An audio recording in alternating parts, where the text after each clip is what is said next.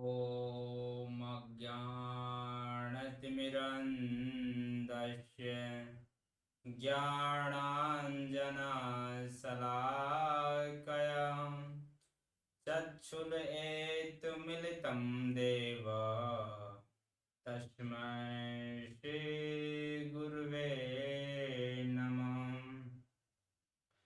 नमो विष्णुपादाय कृष्णपृष्ठाय भूतले श्रीमते भक्तिवेदान्त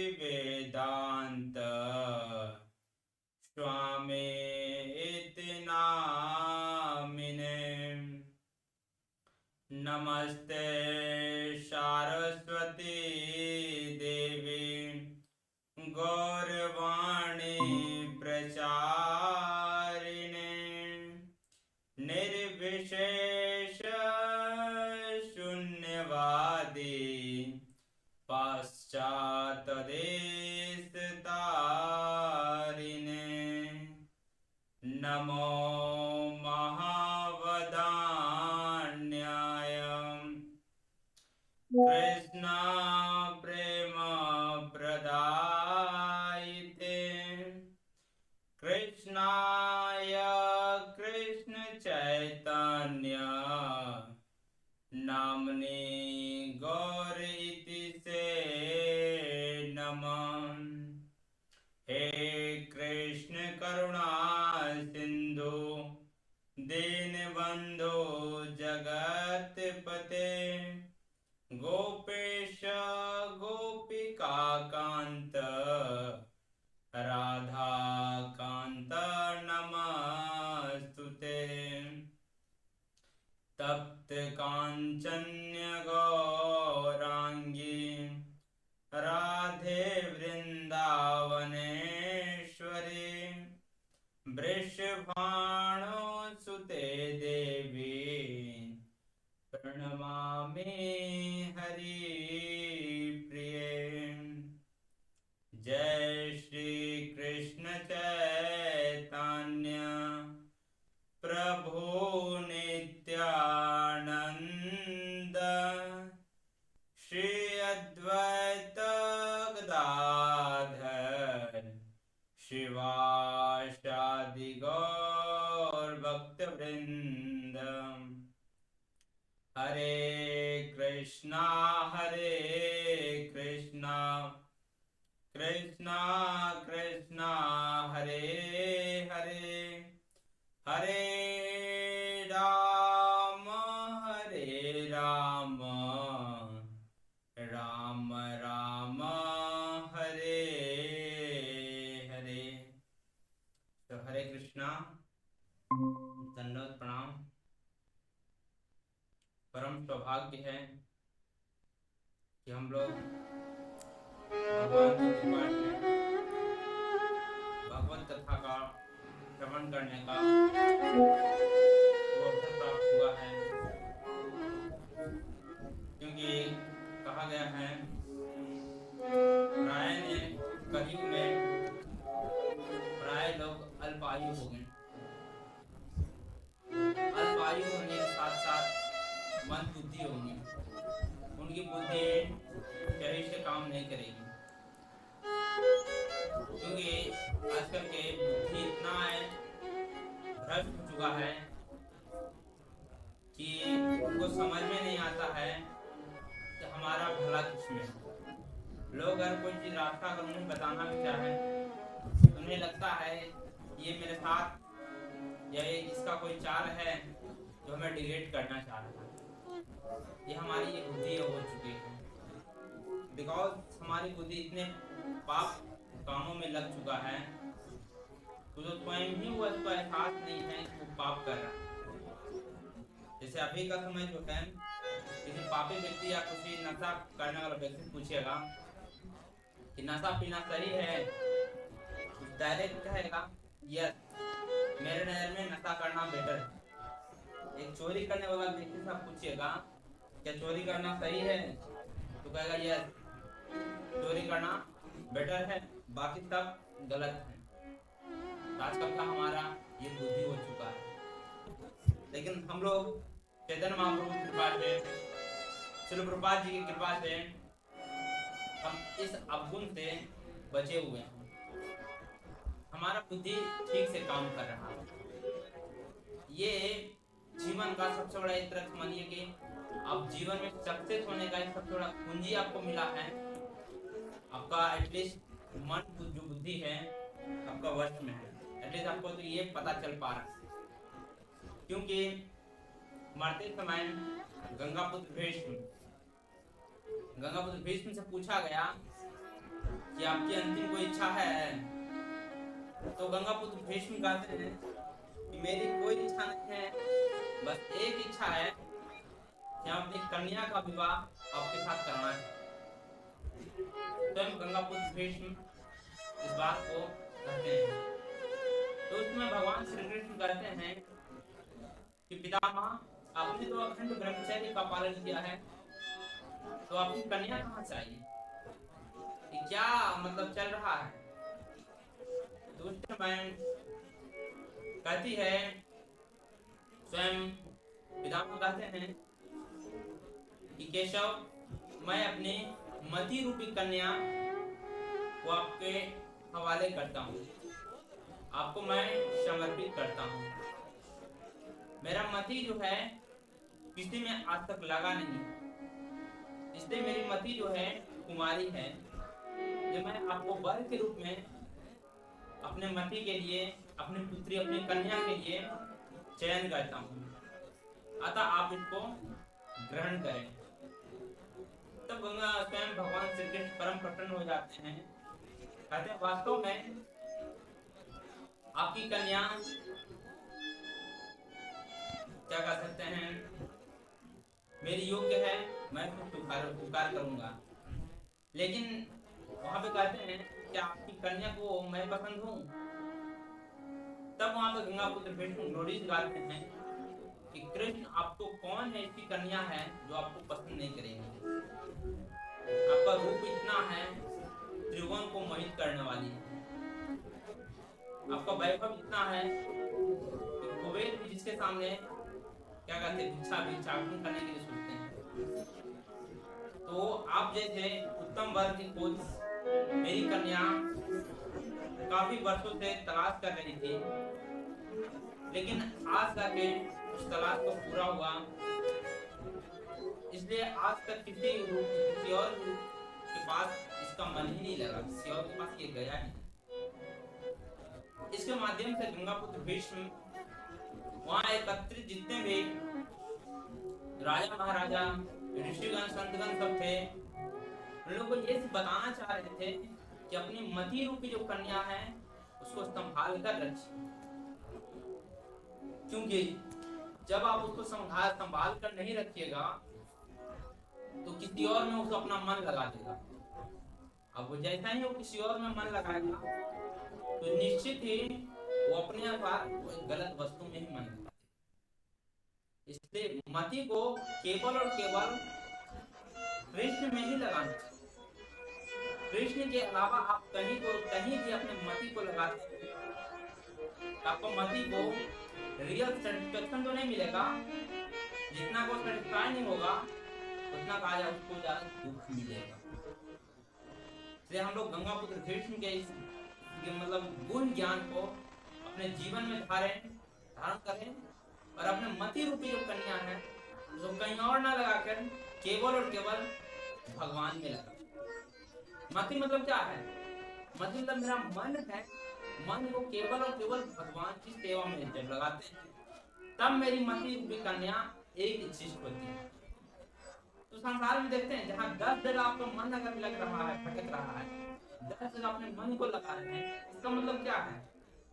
आपको उल्टा कहा जा सकता है, आपका मन जो है उल्टा की तरह तो एक जगह चंचल स्थिर नहीं है।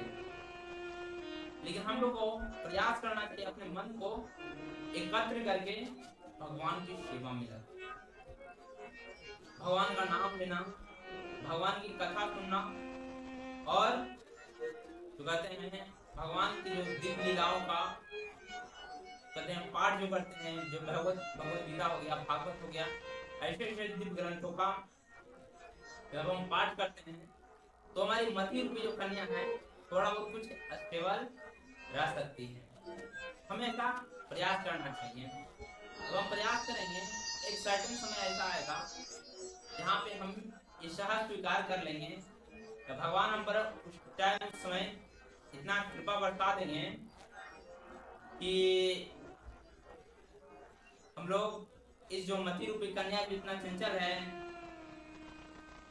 समझे, तो हम लोग को बताएंगे कि तुम लोग चिंता मत करो, तुम लोग खाली प्रयास करो। जब प्रयास करोगे तो मैं निश्चित ही स्वयं एक समय ऐसा आएगा जब मैं तुम्हारी मति रूपी कन्या को मैं वर्ण कर लूंगा। लेकिन उतना क्वालिफाइड तो बनाओ। हम लोग भी ऐसा चाह रहे हैं कि भगवान से हमारी मति रूपी कन्या को अपना वर्ण करते हैं, लेकिन भगवान कहते मति रूपी कन्या हमारी क्वालिफाई होगी तो मैं खुद ही वर्ण कर दूंगा। पर मन को कृष्ण मिल गए फिर दुनिया में किसी चीज की आवश्यकता नहीं पड़ेगी। अब जहाँ बैठिएगा वो स्थान ही इतना आनंदमय बन जाएगा, आपसे कोई अगर बात करने से उसको आनंद की फील प्राप्ति हो जाएगी। तो तीनों लोगों में जो दुर्लभ है, जो तभी लोग इसके पीछे भाग रहे हैं, वो आनंद आपको जो पल भर में आप किसी को दे सकते हैं। कब? जब आपका मति रूपी कन्या कृष्ण की सेवा में रहे। ये कहते हैं उसी में बताते हैं, एक बहुत बुरी बात बताते हैं कि कन्या जो है पिता का संतान होती है, पिता का गौरव बढ़ाने वाली कन्या होती है। इसलिए उसमें गंगापुत्र भीष्म कन्या को इतना क्वालिफाई करते हैं, बहुत ज्यादा क्वालिफाई करते हैं। इसलिए अपनी मति को कन्या रूप में मतलब संबोधित किए हैं, मेरी कन्या है, कि मेरी को रिप्रेजेंट करती है, उसके बिना मेरा अस्तित्व भी नहीं है। लेकिन हाँ, फिर अगला लाइन में बोलते हैं हाँ, अगर कन्या जो है आपके बस में है तो आपका संतान तीनों लोगों में दिखा सकती है। उस कन्या में इतना पोटेंशियल होता है। चाहे आप इसको कोरिलेट करके अपना मन में रखिए कि आपका मन अगर आपके वश में है आप तीनों लोग पर राज कर सकते हैं। लेकिन यदि आप कन्या अगर अनकंट्रोल है तो वही जो कन्या है अपने पिता का गर्दन नीचे भी कर सकती है। सेम वही, अगर आपका मन के कंट्रोल में नहीं है, वही मन आपको कई लोगों के सामने नीचा झुका देगा, आपसे गलत काम करवा देगा वही मन। लेकिन जब आपका कंट्रोल में है, तीनों लोगों पर राज के लिए मति रूपी कन्या करवा सकते। हम लोग को ये प्रयास करना चाहिए, इसको अपने वश में रखें ताकि हम इस दुनिया पर राज कर सकें, भगवान की सेवा कर सकें। ये इतना आसान नहीं है, एक मात्र का प्रोसेस है। जब भक्ति करिएगा तभी आप मति रूपी कन्या को अपने पास संभाल कर रख सकते। चलिए अपने विषय वस्तु पर थोड़ा उतारते हैं कि अपने मति रूपी अर्जुन को भी सेम ज्ञान दिया जा रहा है कि तुम भी अपनी मति रूपी कन्या को, तो तुम्हारा मन है, मति रूपी कोई कन्या कोई और नहीं है, हमारा मन ही है। यह मन को रिप्रेजेंट कर रहे हैं। तो बताते हैं कि अर्जुन तुम भी अपना मन को केवल और केवल मेरे में लगा दो और तुम निश्चिंत हो जाओ, बाकी मैं सब कुछ देख लूंगा। यहाँ पे हम लोग यहाँ देख रहे हैं किस तरह अर्जुन जो है युद्धभूमि में पहुंचे हुए हैं, दोनों सेनाओं का मध्य में भारत खड़ा है। अर्जुन को किस तरह मोह आ गया है, मोह आ जाते ही उन्होंने अपने आप को दुर्बल प्रतीत समझ रहे हैं, मैं कितना असहाय हूँ। असहाय करने की वजह वो दूसरों पर दया दिखाना चाहते हैं कि हम दूसरे पर दया करेंगे, हम समझदार हैं, हम समझ सकते हैं, वो लोग ना समझ हैं, लेकिन हम तो समझदार हैं तो हमको समझदारी दिखा के युद्ध नहीं करना चाहिए। युद्ध में कितना हानि होता है, कितना लॉस होता है, ये सब अर्जुन तर्क दे रहे हैं भगवान के पास। तो भगवान बताते हैं, उसका वास्तविक कर्तव्य से अवगत कराते हैं कि रियल में देखो अर्जुन, तुम्हारा वास्तविक कर्तव्य क्या है। अपने कर्तव्य से पीछे नहीं हट सकते। मनुष्य को कर्म करना जन्म सिद्ध अधिकार, विदाउट कर्म किए व्यक्ति रह नहीं सकता। तो वही बता रहे तुम कर्म तुमको करना पड़ेगा। तुम ऐसा नहीं तुम जो कर रहे हो कि हम ये छोड़ कर चल जाएंगे, जंगल चल जाएंगे, भिक्षा मांग के अपना जीवन यापन कर लेंगे, लेकिन तुमको वहां भी तो कर्म करना पड़ेगा ना। तुम यहाँ लग रहा है हम ये मारेंगे तुमको पाप लग जाएगा, वहां भी तुमको कर्म करना पड़ेगा ना। लेकिन इधर तुम जब कर्तव्य से छूटोगे तो महापाप के अपराध भागी तुम बन जाओगे ना, महापाप तुमको लगेगा ही लगेगा। दूसरी तरफ जो तुमको इतना महान वीर सब समझते हैं तुमको कायर समझेंगे, तुमको ये नहीं देखेंगे कि भाई ये हम पर दया दिखाने के कारण हमको छोड़ रहा है, नहीं, तुमको कायर समझेंगे। जैसे हम लोग प्रत्येक रूप में समाज में देखते हैं, कई बार होता है कोई ज्यादा ताकतवर होते हैं तो किसी व्यक्ति पर दया दिखाते हैं कि चलो भाई इसको क्या मारे, क्या बात करें, इस पर दया दिखा तो छोड़ दो। लेकिन जब उस पर दया दिखाते हैं तो व्यक्ति समझता है क्या यार ये हमसे डर के हमको छोड़ दिया, भाग गया, समझो मेरा खौफ है। तुम को ये नहीं समझता है यार तुम पर दया दिखाया गया, तुमसे वो डरा नहीं है। लेकिन जस्ट लाइक यहाँ बता रहे हैं कि अर्जुन ये समाज तुम्हारा ये जो कहते हैं तुम गढ़, तुमको लग रहा है हम सब हम अगर चढ़ के चले जाएंगे सब मेरा वाहवाही करेंगे, सब मेरा नाम लेंगे, भाई अर्जुन कितना महान व्यक्ति था, उन्होंने युद्धन ने काट दिया है, इनकार कर दिया करने से।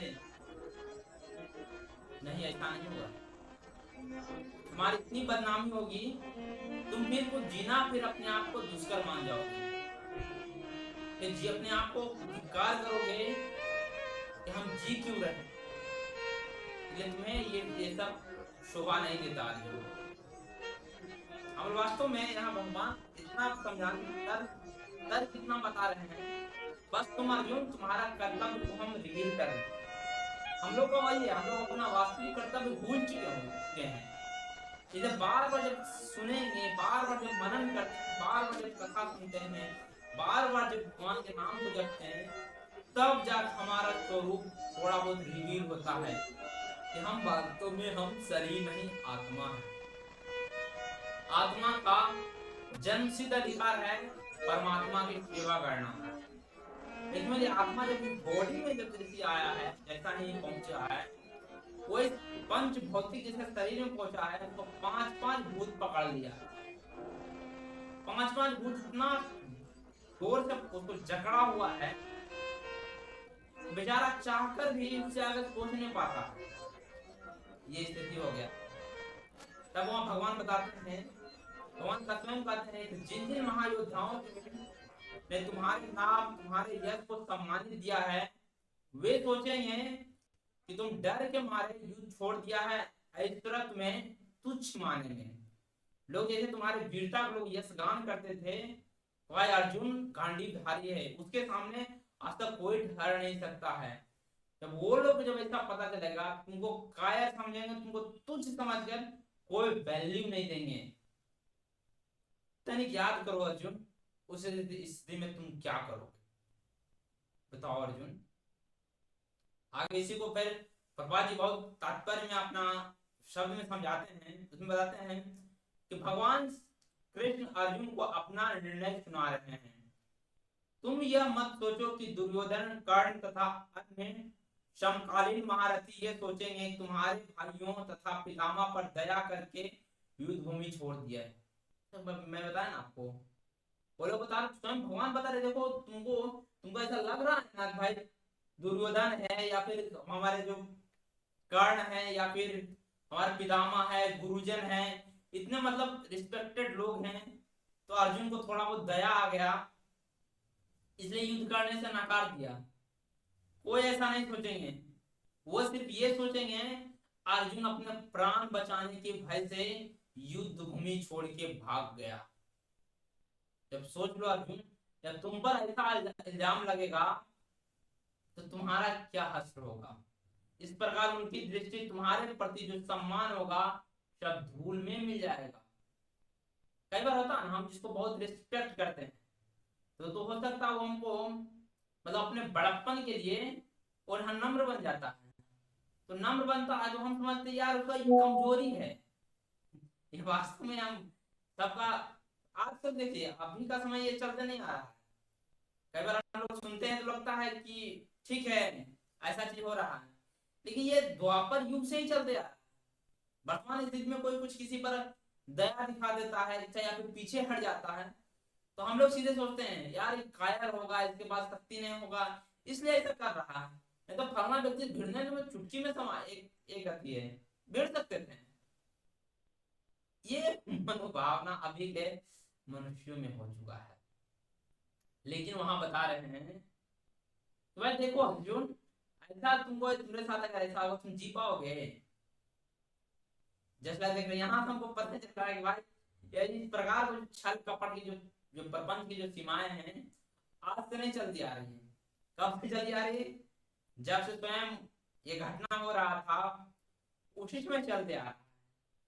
तो हम लोग को इसलिए घबराना नहीं चाहिए कि भाई ये सब सदियों से चलते आ रहा है। हम लोग सिर्फ प्रयास करें भाई इससे कैसे निपटे निकले, अपना भजन भक्ति अच्छा करो, बस अल्टीमेट सोर्स यही रखिए। बड़ा बोले माया में इतना जगत है, इतना प्रत्येक मत जिसको जीने हराम जीना हराम कर देगा। लेकिन आगे तो बताते हैं अर्जुन को कि तुम्हारे शत्रु अनेक प्रकार से तुम्हारा कटु शब्दों से तुम्हारा वर्णन करेंगे, तुम्हारे सामर्थ्य को उपहास करेंगे और तुम्हें इतने इतने तुम्हें दुखदाई दुख देंगे तुम जिसको असहनीय कर जाओगे, सहन नहीं कर पाओगे कर पाओगे। प्रणाम नहीं बताते हैं कि भगवान श्री कृष्ण अर्जुन को दयावान पर जो कहते हैं आश्चर्य होता है। जब प्रणाम में जब अर्जुन इस प्रकार दयावान दिखाते हैं कि अर्जुन छोड़ो, कृष्ण छोड़ो युद्ध नहीं करेंगे, ये अपने हमारे चाचा हैं ताऊ हैं, इसे युद्ध करने से क्या फायदा मिलेगा? भगवान को थोड़ा बहुत आश्चर्य होता है भाई ये वही अर्जुन है जो भी कुछ देर पहले हमको कहा तुरंत बोला था चलो हे पार्थ सारथी हे सखे कृष्ण चलो आज रणभूमि में युद्ध करना है। वैसा वर्णन आता है महाभारत में कि जब युद्ध का जब तैयारी चल रहा थी सबसे ज्यादा खुश अर्जुन थे कि आज हमको अपना वीरता दिखाने का मौका मिल रहा है। समझा? कृष्ण बोल चलो मैं तो तुम्हारा ड्राइवर हूँ, मैं भी चलता हूँ तुम्हारे साथ। लेकिन अचानक इस प्रकार जब मोह देखते हैं तो अच्छा भाई यही वही अर्जुन है कि कोई और है? कई बार हम लोग को होता है ना आश्चर्य आश्चर्य करना, ये सब मतलब द्वापर युग से चलते आ रहा है। आश्चर्य होना या भय लगना यही सब लगना आने का अभी कलयुग में तो ज्यादा बढ़ गया। अभी कलयुग में जो भाई स्थिति वो आप समझिए क्या कहना है ऐसा स्थिति आ गया कलयुग का। मतलब जिस चीज के लिए डरना चाहिए उसके लिए कुछ डर ही नहीं है, और जिस चीज के अगर डरना नहीं चाहिए उसको डर बनाया हुआ है। क्या होगा मेरा परिवार का, क्या होगा मेरा, ये क्या होगा, मैं बिल्डिंग बनाया तो बिल्डिंग का क्या होगा, ये क्या होगा, दिस दैट फना आपका परिवार नहीं सोच रहा यार मेरा क्या होगा। देख रहे कितना बड़ा विडंबना है।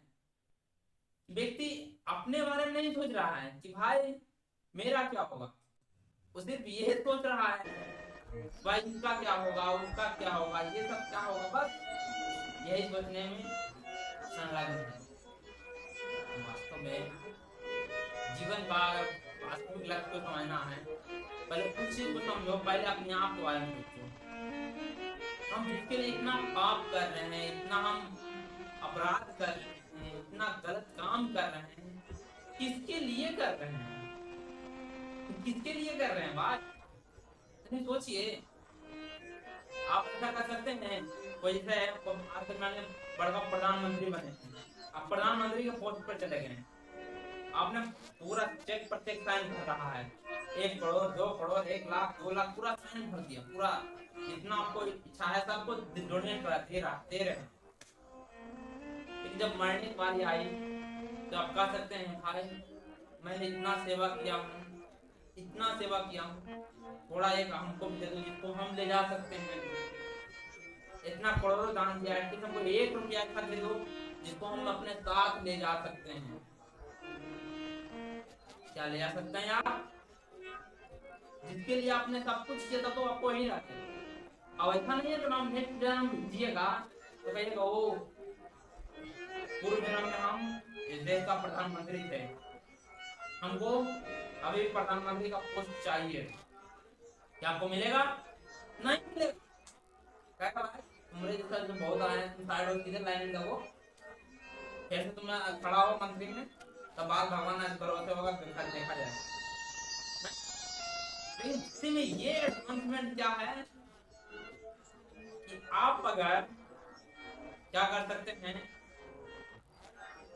अगर आप भक्ति आज अधूरा छूट गया है, मान लीजिए 80 मतलब 50% आपने भक्ति कंप्लीट इस जन्म में कर दिया है, अब जब नेक्स्ट जन्म कोई किसी कारण से आपका पतन हो गया, आपका डेथ हो गया, आपको नेक्स्ट जन्म जो भी मिलेगा वहां पर अगर फिर से भक्ति शुरू करिएगा तो वहां फिर से आप एक से शुरू नहीं करना पड़ेगा, नहीं, वहां आपको सीधे 51 से शुरू करना पड़ेगा, क्योंकि ऑलरेडी आपने 50% कंप्लीट कर चुके हैं। लेकिन मटेरियल विजन में ऐसा नहीं है। आप पूर्व जन्म में जन्मिएगा, नेक्स्ट जन्म जब बर्थ लीजिएगा, कहीं आपको घर मिलेगा, कहीं कपड़ा रहेगा, कहीं मकान रहेगा, आपको अगर पढ़ना भी पड़ेगा ना तो पहला क्लास से मजे मैं गोल्ड वाला डिग्री आप ले लिए हैं, पीएचडी का डिग्री ले लिए हैं, लेकिन जब नेक्स्ट बर्थ होगा तो वहां भी आपको एबीसीडी क ख ग घ से ही सीखना पड़ेगा, एक क्लास चक्कर ही आगे आना पड़ेगा। ये मटेरियल विजन है, जगत मिथ्या है, ऐसा घुमाने है भाई मेहनत कराएगा। बताओ हम लोग जानते क्या है इस जगत का सच्चाई क्या है? हम लोग खटवा रहा ज्यादा, खटवा रहा ज्यादा मतलब क्या समझ रहे हैं कि काम करवा रहा 24 घंटा, सैलरी कितना दे रहा है? 100 रुपया सैलरी दे रहा है। अब देखिए कितना दिन तक आप काम करिएगा, जब तक मटेरियल बढ़ गई है, खटवा इतना खटवा रहा मत पूछो यार, जीवन खाना करता है, सुबह उठो, खाओ पियो, ड्यूटी जाओ, फिर शाम में आओ खाओ पियो, फिर सुबह उठो, फिर ड्यूटी, फिर दिन भर वहां करो, फिर शाम को, फिर सुबह फिर जब मौत आया तो आंख बंद करो भाई, जिसके लिए सब कुछ रखे थे सब कुछ छोड़ खा के चले गए। क्या वास्तव में ये जिंदगी है? नहीं, लेकिन हम लोग क्या इससे ऊपर उठने का प्रयास करें, जब तक इससे ऊपर नहीं उठ पाइएगा क्या कर सकते, कोई फायदा नहीं मिल पाएगा। ये आज ऐसा विडंबना हो चुका है, 90% सब लोग इसी में फंसे प्रयास करने के कारण भी ऐसा नहीं हो पाएगा। वही आप तुमको बता रहे हैं भाई, तुम जो अचानक ही दयापन दिखा रहा है ना, शोभा नहीं देता। तब उन्होंने अर्जुन को विस्तार रूप से तथाकथित दया भाव के विरुद्ध कहे गए वे अपने वचनों को सिद्ध करते हैं। तब भगवान को लगता है कि अब इसको क्लास देना जरूरी है। तब भगवान कहते हैं, हे कुंती पुत्र, यदि तुम युद्ध में मारे जाओगे तो तुम्हें स्वर्ग की प्राप्ति होगा, लेकिन यदि तुम युद्ध जीत जाते हो तो पृथ्वी का सारा राज्य भोगोगे। अतः तुम दृढ़ संकल्प करके खड़े हो जाओ और युद्ध करो, कि तुम्हें किसी में भी लॉस नहीं है। तुम अगर मर जाओगे युद्ध में तुमको स्वर्ग मिल जाएगा, और तुम अगर जीत जाते हो युद्ध को तो सारा पृथ्वी का राज तुम भोगोगे। लो कहां ये तो दृढ़ता पूर्वक मानकर हे अर्जुन युद्ध करो, युद्ध के अलावा तुम्हारे पास कोई विकल्प नहीं है। यद्यपि यहाँ बताते हैं भगवान जानते थे कि विजय अर्जुन को होगा, रही बात भगवान से जहाँ रहते हैं विजय उसी का पास रहेगा। यत् योगेश्वर कृष्ण, यत् पार्थ धनुधरा यत् योगेश्वर कृष्ण तत्श्री विजयम।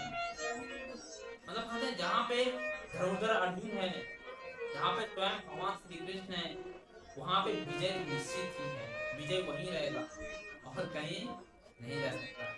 वही बता रहे हैं, यद्यपि अर्जुन के पक्ष में विजय निश्चित थी, लेकिन फिर भी उसको कह रहे लेकिन तुम युद्ध तो करो। वो यदि युद्ध में वो मारा जाता निश्चित रूप से स्वर्ग की प्राप्ति होती। ये भगवान मोटिवेशन दे रहे हैं कि देखो तुम्हें किसी भी चीज में डरने की जरूरत नहीं है, तुमको किसी चीज में हारने की जरूरत नहीं है। ठीक है, अगर हम ये नहीं करेंगे तो इसमें हम फेल कर जाएंगे, तो क्या होगा अगर मान लीजिए हमको मर जाएंगे, नरक जाना पड़ जाएगा। भगवान का इसके लिए तुम चिंता मत करो अर्जुन, मैं सब संभाल लूंगा। क्योंकि वास्तव में भगवान उसी समय अर्जुन को अपना बना दिए थे जिसमें अर्जुन ने भगवान को सेलेक्ट किया।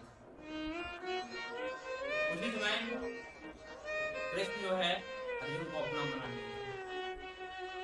जब तक तुमने अपना जीवन का जितने बागडोर कृष्ण को समर्पित कर दिए थे, उसी समय कृष्ण का युद्ध में विजय तय हो गया, कोई हरा नहीं सकता। समझे? लेकिन कहते हैं प्रयास किए थे कि ठीक है एटलीस्ट इतना तो होना चाहिए। भगवान बोले चिंता मत करो, मैं देख लूंगा, तुम केवल युद्ध करो। जस्ट लाइक यहाँ हम लोग को इस सब से लेसन से सीखना मिलता है, तो वास्तव में अर्जुन का स्थिति नहीं है, ये हम लोग का स्थिति है कि छोटी छोटी बातों में हम लोग फ्रस्ट्रेट हो जाते हैं, हम लोग परेशान हो जाते हैं, हम लोग समझ नहीं पाते करें क्या। यहाँ से हम लोग को सीखने को मिलता है। अर्जुन के पास जो ऐसा स्थिति आया है, उन्हें सब कुछ छोड़कर उन्होंने कृष्ण की शरण ली। जैसे उन्होंने कृष्ण का शरण ग्रहण कर लिया, सब निश्चिंत, सारा निश्चिंत हो गए, कुछ चीज के कोई चिंता नहीं रहा। अब लोग ये चिंता करते हैं भाई अगर हम भक्ति करने लगे तो हमारा जॉब का क्या होगा, हमारा बिजनेस क्या होगा, हमारा घर परिवार का क्या होगा। ये हम लोग को तब तक चिंता बनाए रखेगा जब तक हम अपना जीवन का बागडोर कृष्ण को समर्पित नहीं करें। मैं बताता हूँ ना, क्या भक्ति कर रहे हैं, भगवान देख रहे हैं, तो आपके अंदर में 24 घंटे आपके हार्ट में उठते हैं। जब तक आपके अंदर जब तक शुद्ध डिजायर नहीं आएगा, शुद्ध इच्छा नहीं आएगा, भगवान कुछ चीज भी रिवील होने नहीं देते। भगवान देख रहे हैं, आपको पूरी फ्रीडम दिए हुए हैं, तुम जैसा तुम करोगे वैसा मैं तुम्हें करूंगा। एक बात तुम कभी बुलाएंगे, तुम पीछे मुड़ के देख लो, भगवान देख रहे हैं, कभी तो मुड़ेगा, मुड़ के देखो, बाकी मैं सारा संभाल लूंगा। हम कहते हैं इस भारत नहीं है, अगर मान लीजिए ठीक है, अगर भगवान को समर्पित कर दिए तो हो गया तो ठीक है, अगर नहीं हुआ तो भगवान हम लोग का आचार है पता क्या, जैसे हम लोग का है कि भगवान पहले चमत्कार दिखाइए कि हाँ तुम वास्तव में ऐसा कर देंगे, तुमको ऐसे तब मैं आपको शरणागत हो जाऊंगा। लेकिन भगवान कह रहे तुम पहले आओ, अब मैं तुम्हें गारंटी देता हूँ मैं तुम्हें चमत्कार करके दिखाऊंगा। लेकिन हम लोग सुनना पसंद नहीं करते हैं, हम लोग कहते नहीं, पहले आप चमत्कार दिखाइए तब मानेंगे। भगवान कहते तुम पहले आओ, तुम्हें चमत्कार ठीक है। हम लोग प्रयास करें भगवान पर डाउट ना करके, हाँ जो कृपा करके भीख मांगे, भगवान कृपा कर दीजिए जिसमें मैं आपकी सेवा कर सकूं, क्योंकि माया बहुत ज्यादा प्रबल है, अनेक शक्तियों से हमको फंसाए हुए हैं। हम लोग भगवान के नाम निवेदन करें, जिस तरह अर्जुन का अपने जीवन का बागडोर अपने हाथ में ले लिया है, उसी तरह हमारे जीवन का भी बागडोर ले लीजिए, जिससे हम थोड़ा बहुत भजन भक्ति कर सकें। क्योंकि मैं भी निकलना चाहता हूँ, लेकिन आपकी माया निकलने देती नहीं। जब इस प्रकार जब आर्त भाव से भगवान से प्रार्थना करिएगा, निश्चित भगवान एक न एक दिन जरूर सुनेंगे। ठीक है, तो आज हम लोग यही करते हैं।